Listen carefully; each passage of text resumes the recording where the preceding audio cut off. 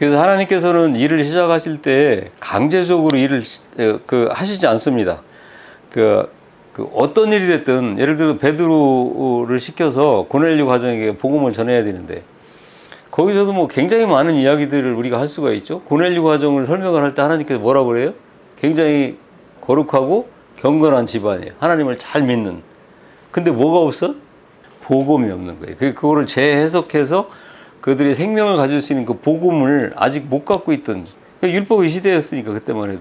그러니까 그들에게 복음을 전해야 되겠는데 베드로에게 꿈으로 환상으로 보여주시면서 다 이야기하죠. 거기 가라, 가서 얘기하라 라고 하는데, 그럴 하나님 같으면 당신이 직접 얘기하면 되잖아요. 그걸 못 알아들을 사람도 아니잖아.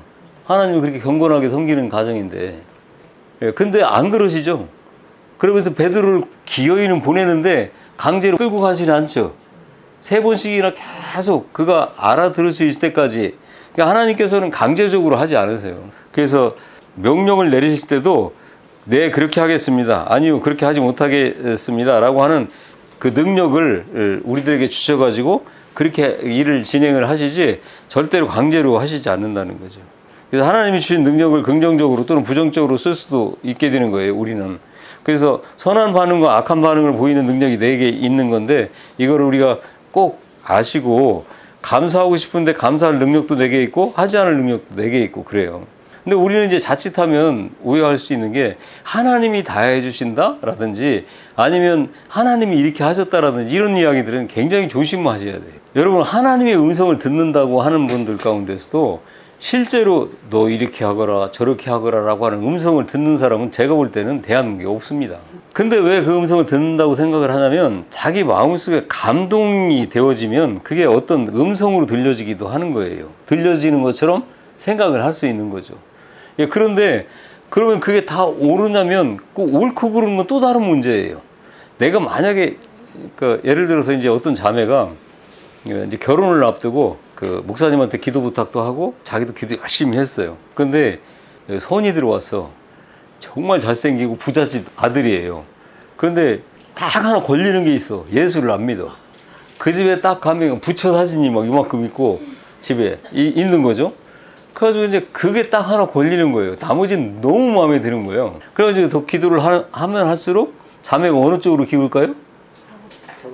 예, 이 사람은 결혼하고 싶은 쪽으로 자꾸 가게 되는 거죠. 그러면서 이제 스스로 거기에 대한 정당성을 부여해요. 그렇게 생각하는 거예요. 아, 나를 그 집에 뭘로 세웠다?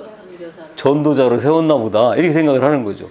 그래갖고 이제 결정을 하고 목사님한테 말씀을 드린 거죠. 나 결국 이렇게 결혼하기로 했습니다. 그랬더니 진짜 하나님이 그렇게 말씀하셔? 그러니까 예, 나를 그 가정에 전도자로 세웠나 봐요. 이렇게 얘기하고 결혼을 했어요. 결혼했는데 1년이 채 못 가서 교회를 안 나오기 시작을 합니다. 나중에 봤더니 자기가 그를 예수 앞으로 전도한 게 아니라 그 사람들이 그 여자를 예, 부처 앞으로 전도를 해갔더라는 거죠. 이렇게 사람들은 다 자기가 그렇게 어떤 정당성을 부여하는 쪽으로 자꾸만 그렇게 생각을 해요. 그 사업하는 사람은 그게 굉장히 실수를 많이 하는 이유가 그거거든요. 그러니까 내가 뭔가 끌리는 쪽이 있으면 그게 내 머릿속에 계속 있을 수밖에 없죠. 그게 없는 상태에 있을 수가 없어요. 뭐를 보게 되면 사람들은 항상 이분법적으로 생각을 해서 이건 아닌 개별, 저건 긴 개별이라고 생각을 할 수밖에 없기 때문에, 그럼 긴 개별이라고 생각한 것이 아무래도 비중을 많이 차지하고 있겠죠. 그럼 기도하면 할수록 뭐만 생각날까요? 이것만 계속 맴돌게 되는 거고, 결국은 이제 어떤 계기가 되어지면 요나가 다시스로 가는 배가 마침 기다리고 있으니까 그게 무슨 자기를 그렇게 인도하는 것처럼 자기 스스로 안위하면서 배를 탔던 것처럼 아, 하나님이 이렇게 하시나 봐 해갖고 이제 시작을 하게 되는 경우인데 잘 생각을 하셔야 돼요. 사업하는 분뿐만 아니라 많은 분들이 그런 잘못된 결정을 하는 경우가 굉장히 많이 있어요. 그래서 이제 복음을 깨닫고 진리를 깨달은 사람은 내 능력으로 말씀을 받을 때 긍정적인 반응을 보이는 사람들은 지혜로운 사람이에요. 그러면 아까 오전에도 말씀을 드렸던 것처럼 그럼 우리가 영적 지도자가 하는 이야기를 그대로 다 복종을 해야 되느냐라고 하는 것은 그게 하나님이 뜻인지 아닌지를 우리가 분별할 수 있는 능력이 있어야 되는 거잖아요. 그렇지 않으면 모르잖아. 그러니까 맹목적으로 이를 따라갈 수밖에 없는 상태는 어떤 분별력 있는 행동을 하지를 못하죠. 그래서 어떤 면에서 보면 교회의 타락은, 목사의 타락은 그 성도들이 굉장히 많은 부분을 차지하고 있어요. 그 요인을 보면. 그런 목사들일수록 맹목적으로 막 따라가는 사람들이 그 주변에 이렇게 포진하고 있는 것을 우리가 볼 수가 있는 거죠. 그래서 하여튼 하나님께서는 천지를 창조하시기 전에 천사를 지으셨는데, 이 천사들의 세계에는 천사장이 있습니다. 천사장. 이 천사들 가운데는 이제 천사장이 있는데, 성경에 보면 스랍 천사가 있고 그룹 천사가 있는 게 나오죠. 이 스랍 천사는 하나님을 찬양하고, 그룹 천사는 밖에 나와서 싸우기도 하는 그런 하나님의 능력을 나타내는 천사가 있어요. 그래서 하나님께서 천사장을 지었을 때 성경에서는 천사장이라고 나와 있는 것은 미가엘 하나밖에 없습니다. 그러나 이제 외경까지 우리가 이렇게 살펴보면 8가지 천사장이 나와 있어요. 신약에 나오는 가브리엘도 천사장이죠. 엘이라고 하는 말은 하나님이라고 하는 말이고, 가브리엘은 하나님은 기쁘시다, 복된 소식을 전하는 천사를 가브리엘이라고 하게 되는 거죠. 미가엘, 그러면 하나님은, 엘은 하나님이라고 했잖아요. 하나님은 힘이시다라고 하는 그런 뜻을 갖고 있죠. 능력이시다라고 하는 뜻을 갖고 있어요. 군대 장관 외에도 유다 문헌들과 외경에는 라파엘, 루엘 이런 그 천사장들이 나와 있어요. 지금 이 천사장들은 다 긍정적인 반응을 보여가지고 하나님의 명령에 순종함으로 말미암아 영생하는 권리를 얻게 되는데, 그러나 한 천사장이 부정적인 반응을 보였다는 거예요. 그걸 다른 말로 바꾸면 하나님을 배반했다는 거죠. 그래서 하나님을 배반하는 것이 바로 죄를 짓는 것이다 라고 하는 거예요. 자, 그럼 마귀가 그 하나님을 배반했다고 그랬잖아요. 그러면 그 하나님을 배반한 4가지 그 내용이 있는데, 첫 번째가 유일신 부정이에요. 배반한 내용이 뭐냐면 너만 하나님이냐, 이 이야기죠. 두 번째는 피조물의 신격과예요. 그러니까 천사장이 배반을 했지만 결국 하나님으로부터 피조된 피조물이잖아요. 그러니까 나도 하나님이 될 수 있다라고 하는 것은, 너만 하나님이야, 나도 하나님이 될 수 있다라는 거죠. 세 번째는 보응하시는 하나님의 능력에 도전하는 거예요. 내가 당신같이 하나님이 되어진다고 한들, 그렇게 한들 당신이 나보고 어떡할 거냐라고 하는 거죠. 왜? 그 하나님의 세계 안에서는 악이 존재하지 않기 때문에 하나님이 자기를 어떻게 할다고 이는 이제 판단을 하지 못한 거죠. 네 번째는 안식을 교란한다. 안식을 교란한다는 것은 하나님이 천지를 창조하실 때 보면 6일 동안 그 천지를 창조하셨잖아요. 그리고 제 7일을 이제 거룩하게 구별을 하고, 축복하시고 안식에 들어가셨는데, 천지 창조를 하기 전에, 아까 말씀드린 여기에 이제 마귀를 가둬놓기 위해서 그렇게 하시기 전에는 하나님의 세계는 어떤 상태였을까요? 하나님의 세계는 마귀가 하나님을 대적해갖고, 하나님이 이제 그 어둠을 창조하시고 흑암을 창조하시고 거기다가 마귀를 가둬놓기 이전에는 하나님의 세계는 어떤 상태?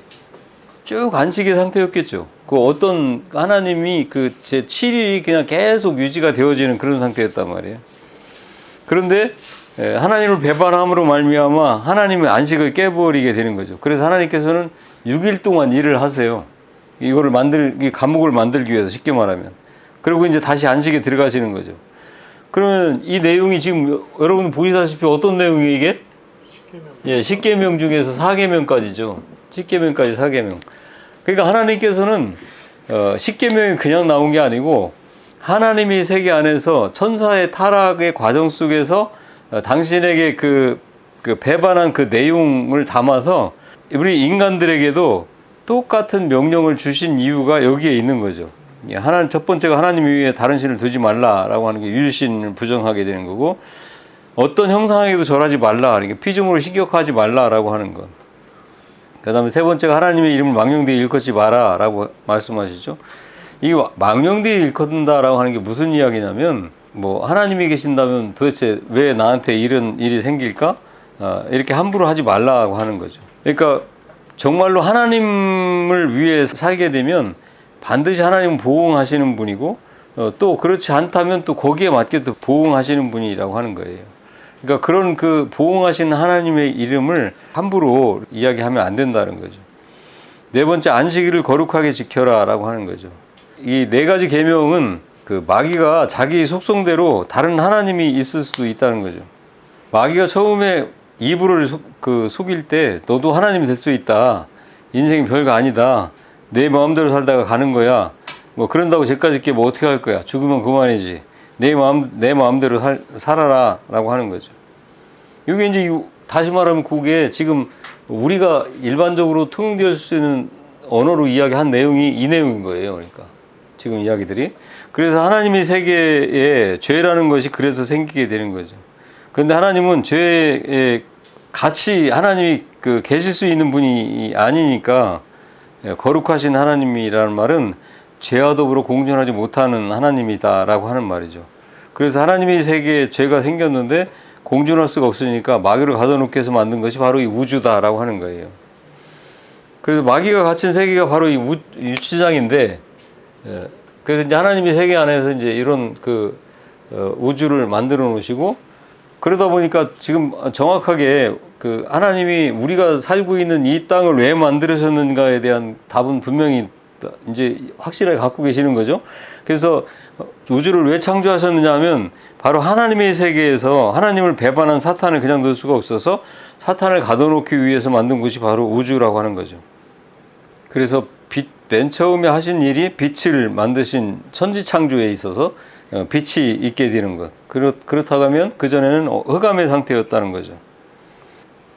야고보서 1장 17절에서 보면 회전하는 그림자가 없다고 말씀하시는 것은 하나님 스스로가 발광체라고 하는 거죠. 그래서 그림자가 있다는 것은 내가 발광체가 아니라는 것인데, 태양이 눈부시다라고 하지만 이 빛은 우주 안에서의 빛이에요. 우주 밖에는 그림자가 없는 하나님이 빛이 있게 되는 거죠. 계시록 21장 23절에서 보면 그 성은 해와 달이 비침이 쓸데없으니 이는 하나님이 영광이 비치고 어린 양이 그 등불이 되십니다 라고 말씀을 하고 있죠. 그래서 지금 새 예루살렘, 즉 이 땅과 하늘이 없어져 버리고 새 하늘과 새 땅이 나타난 그 무궁세계를 이야기하고 있는 거예요. 따라서 빛이 있으라라고 하셨다고 하는 것은 어둠을 먼저 지으셨다는 거죠. 그러니까 하나님의 그 빛의 세계 안에 어둠을 먼저 지으셨다. 그리고 그 어둠 가운데 안에 빛을 지으셨다고 하는 거죠. 우리는 그 빛 가운데 살고 있게 되는 거죠. 전도서에 해 아래에서 살고 있다, 이 말씀이 바로 그 말씀이에요. 창세기 1장 2절로 가면 땅이 혼돈하고 공허하며 흑암이 깊음 위에 있고 하나님의 영은 수면에 운행하신다라고 하는 이 말씀부터가 우리가 잘 이해가 안 되는 말씀이죠. 땅이 그래서 혼돈하고 공허하다라고 할 때 신학에서도 이 말을 이해하지 못하고 해석을 하지 못하는 신학자들이 굉장히 많이 있습니다. 지난번에 간단하게 설명을 드렸던 것 같은데, 재창소설이라고 하는 것은 하나님이 1절에서 완벽하게 하나님이 창조하셨는데 2절에 가가지고 사탄이 들어와가지고 그만 하나님의 세계를 다 부셔놨다. 그래서 2절은 쑥대밭이 된 걸 말씀하고 있고, 그래서 다시 4절에서 이제 빛이 있으라라고 하면서 다시 창조하신다라고 하는 것은 신학자들이 굉장히 많은데, 그게 이제 재창조설이에요. 그러면은 1절에서 완벽하게 하나님이 천지를 창조해 놓으셨는데 2절 사이에서 이 우주 안에 들어와 갖고 이 우주를 완전히 그렇게 흑암이 깊음 위에 있고 땅은 혼돈하고 막 이렇게 엉망진창으로 만들어 놓은 사탄, 그럼 사탄이 어디서 왔느냐라고 할 때 그걸 설명을 못 해요, 이 학자들이. 그리고 하나님이 너무나도 불완전한 하나님이 되잖아요. 하나님이 뭘 만드셨는데 그만 사탄에게 져가지고 엉망진창이 돼버렸다라고 한다면 하나님은 우리가 믿는 하나님이 아닌 거죠. 베드로서 3장 5절에 가면 이는 하늘이 옛적부터 있는 것과 땅이 물에서 나와서 물로 성립된 것도 하나님의 말씀으로 된 것을 그들이 일부러 이지려 함이로다, 이렇게 말씀을 하고 있어요. 여기서 보면 땅이 물에서 나왔다라고 하는 거죠. 물에서 땅이 만들어졌다는 것이죠. 땅이 무엇으로 만들어졌냐면 물로 구성되어 있다는 거예요. 하나님의 말씀은 모든 원수가 물로 구성되어 있다는 거예요. 그래서 모든 고체가 뭐로 구성되냐면 물로 구성되어 있다. 아까 말씀드렸던 것처럼 이거를 만들어 놓으시고 요 안에 뭐가 있다고요? 어둠으로 만들어 놓으셨는데 이 안에 뭐가 있다고? 수증기하고 수증기하고 먼지 요 안에. 그래서 이걸로 이제 요 상태니까 그 만들어 놓으시고 여기서 이제 처음에 이제 빛을 만들기 시작하시고 천지 창조를 시작을 하셨는데 우리가 이제 듣기 전에는 여러분들은 하나님이 땅하고 시작해서 천지를 창조하셨다라는 게 이제 이 우주를 만드신 거가 이제 시작이라고 생각을 하잖아요. 빛이 있으라 이렇게 해가지고.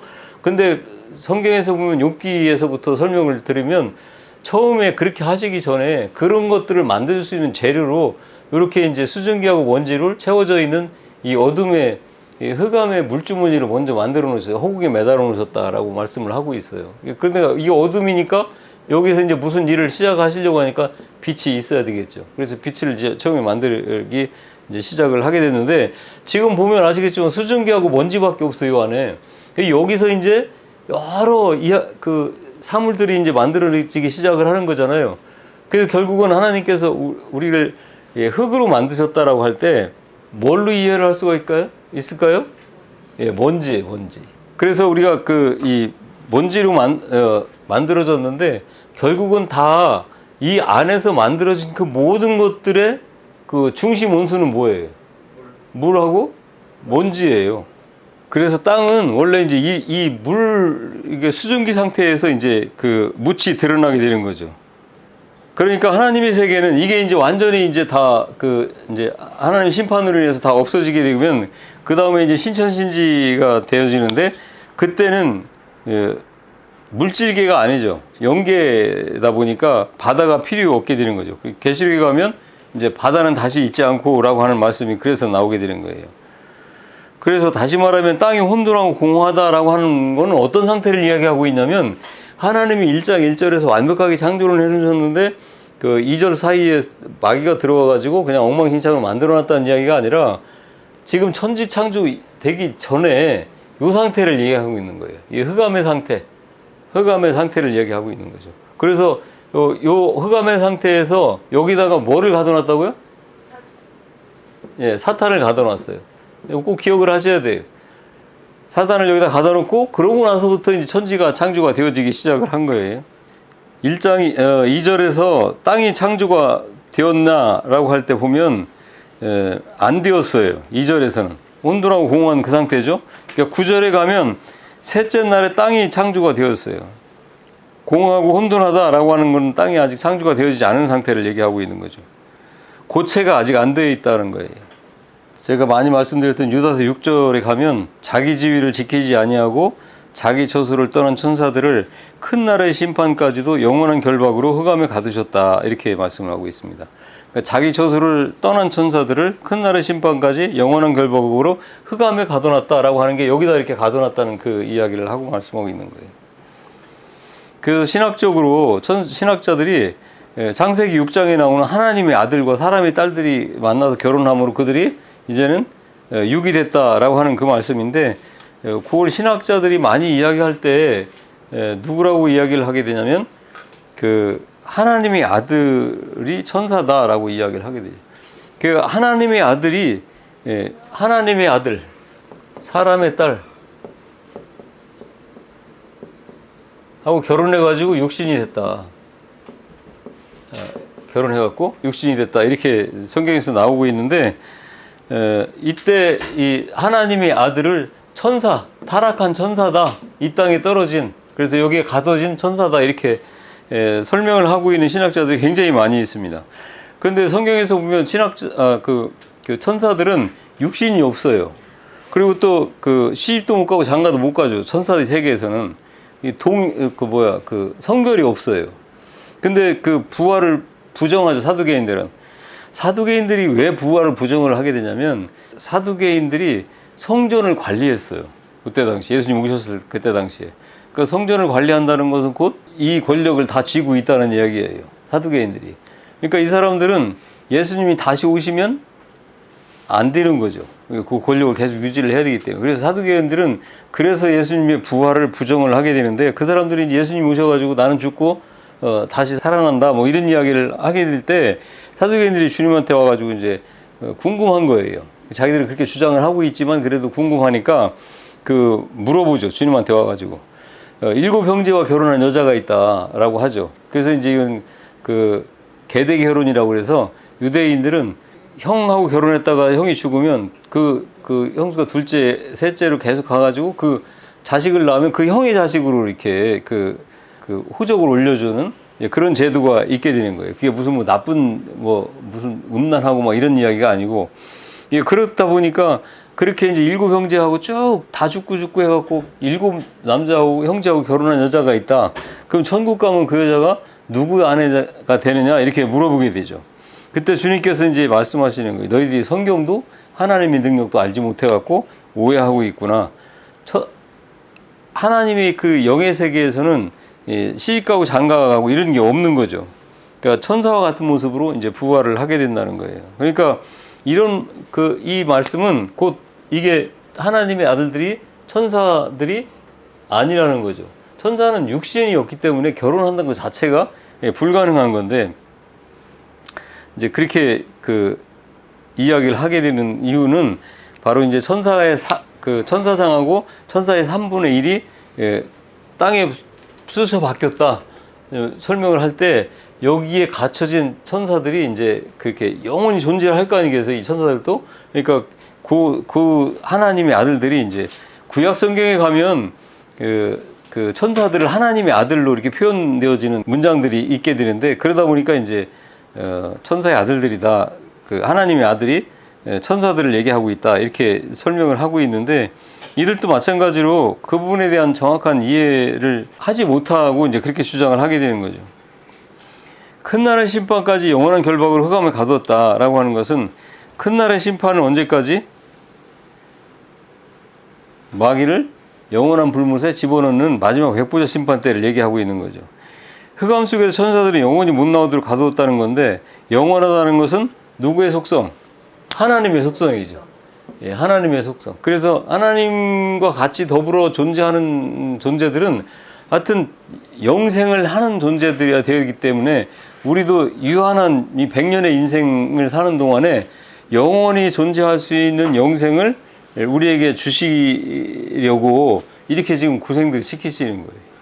그래서 다시 한번 말씀을 드리면, 하나님의 세계 어느 한 부분에, 하나님의 세계는 이제 무궁한 세계인데 그 안에 이제 자그맣게 어둠을 창조를 하셨다는 거죠. 왜 창조하셨냐면, 하나님의 저소를 떠난 천수들, 하나님이 자기 지위를 지키라고 천사를 만들어 놓고 그들에게 이제 영생을 주기 위해서 명령을 내리셨는데, 그 명령을 거부한 천사들, 그래서 죄와 더불어 하나님이 공존할 수 있는 세계가 아니기 때문에 그 배반한 천사들을 끝날의 심판까지 가두기 위해서 흑암을 창조하셨는데, 그 흑암의 상태는 혼돈하고 공허한 상태다라고 하는 거죠. 물이 아직 고체 상태가 안 되고 수증기 상태에 있는 거죠. 요 크기는 지금 대략 지금 과학자들이 측정할 때 얼마나 된다고 그래요? 이게 200억 광년쯤 된다고 그러죠. 빛의 속도로 가는 걸로 얘기를 하는 거예요. 그러니까 200억 년 동안 빛의 속도로 가야 되는 것만큼 이 크기가 있다는 거죠. 이 우주라고 하는 게 200억 광년이라는 제한된 크기에 있는 넓은 우주 안에 얇은 기체 상태로 있고, 그것이 물이니까 하나님의 신은 거기에서 이렇게 운행하고 계시다라고 하는 거죠. 왜 그랬다고? 왜 하나님의 영이 여기서 이걸 이렇게 돌고 있어요? 아니, 이 안에 뭐가 갇혀 있다고? 예. 그러면 이걸 안 지키면 어떻게 되는 거예요? 감옥에 벽이 없으면 어떻게 되는 거예요? 다 도망가잖아요. 그러면 하나님의 영, 다시 말하면 천사들이 여기를 왜 지키고 있어요, 여기를? 마귀가, 사단이 도망가지 못하도록 지키고 있다는 거죠.